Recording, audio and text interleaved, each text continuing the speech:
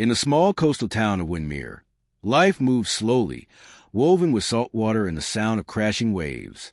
The town was known for its long, sandy beaches and the curious legend of an underwater city that lay beneath the ocean.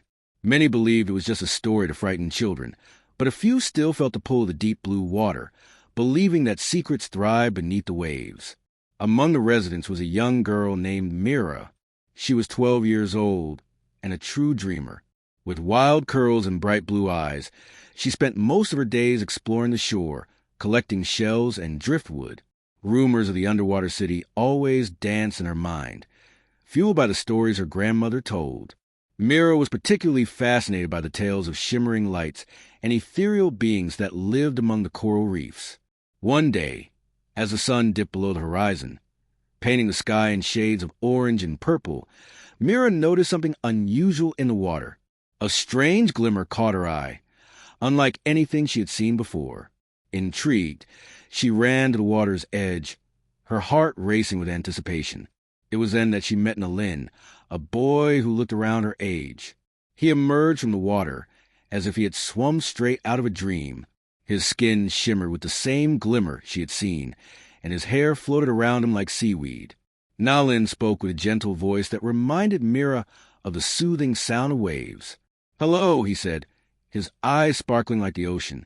"I am Nalin from the city below."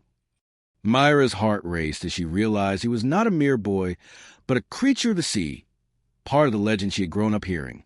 "Is it true?" she asked. "Is there really a city down there?"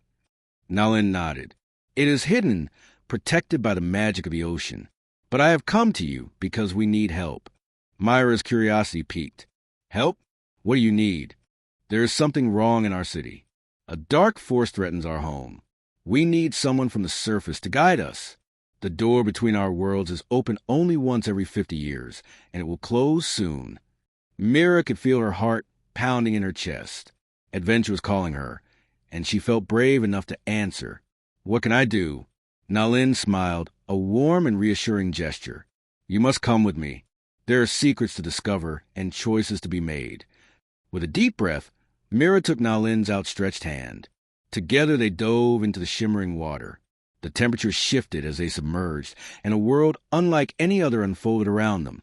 Schools of vibrant fish darted between coral reefs, and glowing plants swayed gently in the water's current. As they swam deeper, Mira could hardly believe her eyes.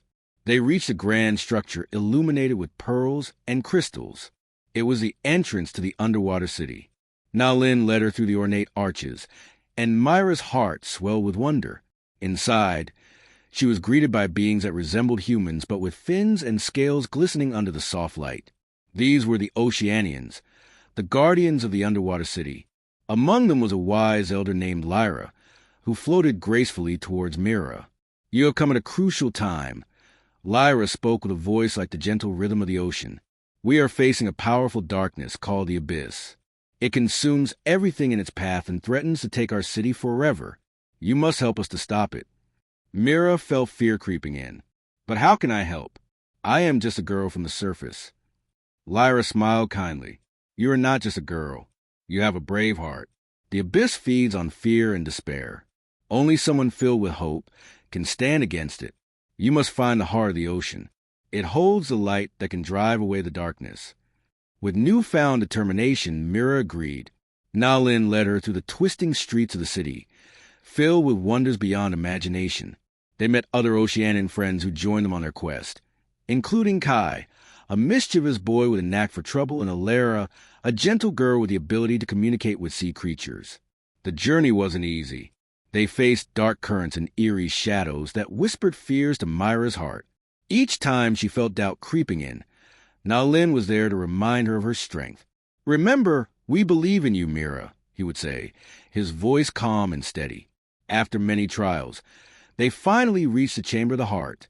It was a grand hall filled with energy and brilliance, at the center of which floated a beautiful glowing orb. Myra's eyes widened in awe. As she reached out to touch it, the shadows of the abyss surged forward, swirling around them like a storm. The voice of the abyss echoed in the chamber, taunting her fears. "You cannot save them. You are nothing." But Mira stood firm, recalling all she had learned. I am not nothing. I am brave. I am not alone. With those words, she grasped the heart of the ocean. Light exploded from the orb, pushing back the darkness. The shadows shrieked, fleeing from the brilliant glow. Nalin, Kai, and Alara stood by her side, holding hands, their courage mixing with hers, strengthening the light.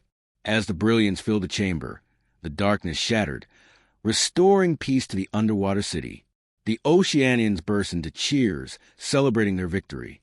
Lyra smiled proudly at Mira. You have shown great courage. You are a true friend of the ocean. Mira beamed with pride. She felt a sense of belonging unlike anything she had ever known. But it was time to return to her world. Now Lin took her back to the surface, where they shared a tearful goodbye. Remember, he said softly as they broke the surface, the ocean will always remember you. Mira waved as Nalin disappeared beneath the waves. Although she returned to Windmere, the whispers of the ocean and her adventure stayed with her forever. She understood now that solitude could be filled with light, and that courage could bridge worlds. From that day on, every time she visited the shore, she would look at the water differently, seeing not just waves, but the vibrant life beneath. The ocean was no longer just a backdrop to her life. It was a part of her, and in her heart, she knew that the spirit of adventure was always waiting just below the surface.